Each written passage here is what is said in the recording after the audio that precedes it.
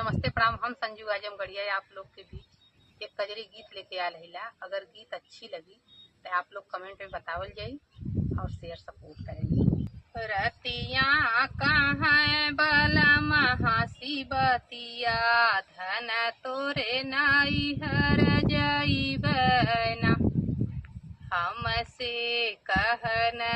नाई हर जईबना ओ धनिया नाई हर जईबना अपने माता पिता से कही गई ना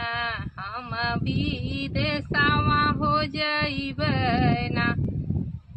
अपने माता पिता से कही गई न हम विदेशवा हो जईबना जब तू रज विदेशवा हो जईबना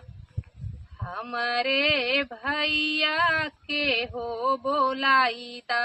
हम नाई हरावा हो जईबना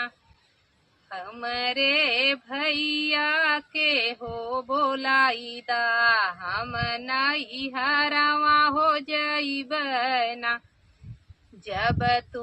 धन नाई हरावा हो जईबूना जेतनी लागल बाहो रुपैया ओतनी दे के तू जइहा जब तू राजा रुपैया हो ले बाना हे रुपैया हो ले बाना जैसन बाबा हो घरवा रहनी ओइसन कैके हो दिहाना